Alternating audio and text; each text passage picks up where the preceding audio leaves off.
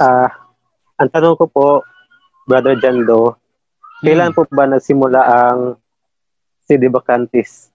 CD Bacantism? CD Bacantis. Brother Tata Rosal? Okay, Brad Wendell. Ikaw na lang, Brad Wendell. Sumagot nun. Kailan na nagsimula ang CD Bacantis? Habang nag-a-adjust pa si Brad Tata. CD Bacante, nagsimula yan sa mga sumusuporta ng SSPX. May mga grupo sa SSPX din na naniniwala sa CD Bacante, no? CD Vacancy. Ang paniniwala sa CD Vacancy ay tungkol yan sa Red Pope. Ano po ba yung Red Pope? Ang Red Pope, yun po ay si Cardinal Sire. Si Cardinal, ang kanilang theory, si Cardinal Sire umano ang tamang na-elect sa pagiging papa. Ngunit pinalitan umano ni Cardinal Ronquillo na sa kanilang theory, si Cardinal Ronquillo umano ay membro ng Freemasonry. Tandaan natin, si Cardinal Ronquillo, nang siya ay napili sa pagkasanto papa, ang kanyang pinili na pangalan ay Pope John 23rd at siya ngayon ang Saint John 23rd. So itong mga grupo na ito, nagsimula sa eleksyon ni Pope John 23rd na Cardinal Ronquillo dahil iginiit nila na ang legitimate Pope ay si Cardinal Sire. Si Cardinal Sire umano ang napili, ngunit pinalitan. Teore lang yan nila. Kaya, mula sa panahon ni Cardinal Ronquillo na umupo bilang John 23rd hanggang sa kasalukuyan, walang legitimate na papa para sa kanila. Kaya tinatawag CD Vacante. Yun ang sagot, Brother Renel. Okay na ba yun? May tanong po ako. Sige, go sabi ahead. po ng mga SSPX, ang Latin Mass lang daw ang totoo. Mali yun. Hindi daw yung Novus Ordo kasi imbento lang daw sa panahon ni Papa Paulo VI. Kapatid, kahit na anong sabihin ng SSPX, hindi nawawala ang authority sa tunay na iglesia. Ano man ang iyong ipahintulot sa lupa, ipapahintulot ko sa langit. Ngayon, kung sasabihin nilang mali ang Novus Ordo, actually, hindi totoo yan na mali ang Novus Ordo, no? Both equally valid. Meron akong dokumento, pero nandito sa ano ko, picturean ko lang ito bukas para ipakita ko sa inyo, no? Both equally valid ang Latin Traditional Mass at ang Novus Ordo.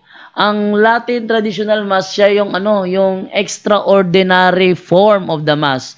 Kung merong extraordinary, merong ordinary, no? Ang ordinary form of the Mass, yun ang Novus Ordo. Ang extraordinary, yun yung Latin Traditional Mass. Ngayon, kung sasabihin nila ngayon na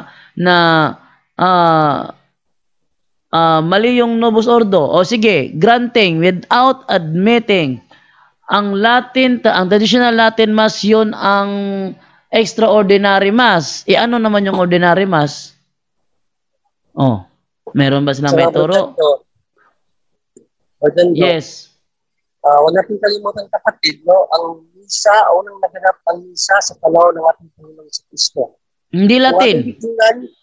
Ang lingwahe ng ating Panginoong Kristo ay hindi Latin, kundi Aramaiko. Aramaiko ang ginamit na lingwahe ng ating Panginoong Kristo. Ngayon, tanungin natin sila, balido ba ang misa ng Panginoong Kristo na ginawa niya sa kanyang mother tongue? Oo o hindi? Balido yun. Latin lang talaga, hindi invalid yung ginawa ng Panginoong Kristo. Yun lang, ito. At saka lahat ng mga SSPX tinanong ko kung mali ang Novus Ordo, bakit ang Eucharistic Miracle sa Buenos Aires, Argentina naganap sa Novus Ordo Mass? Alam mo, walang matinong SSPX na sumasagot sa akin. Ha? Walang matinong SSPX na sumasagot sa akin sa tanong na yan. bakit nangyari ang Eucharistic miracle?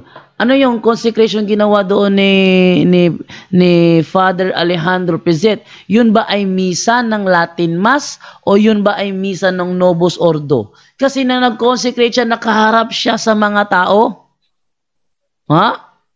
Hindi yun Latin Mass kasi ang sa Latin Mass sa oras ng consecration nakatalikod diyan sa mga tao.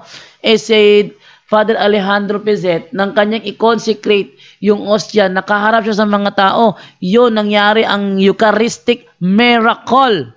Tinatanong ko yung SSPX, wala. Sila yung lumiliko-liko. Walang matinong sagot. Hindi nila magiba. O ngayon, sabihin nyo ngayon na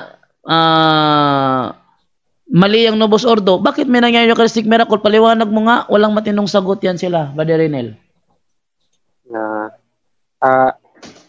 May last po akong tanong. Sige, go ahead. Ano po mga diocese na hinahawakan ng mga apostol?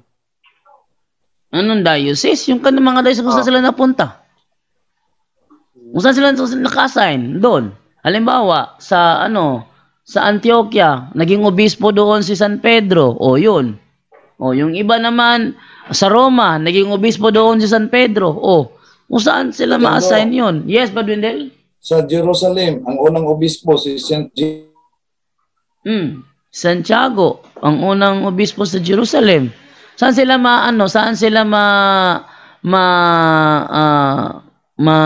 destino? Doon. Abad na rin, okay na ba yun? Okay na. Okay, thank you.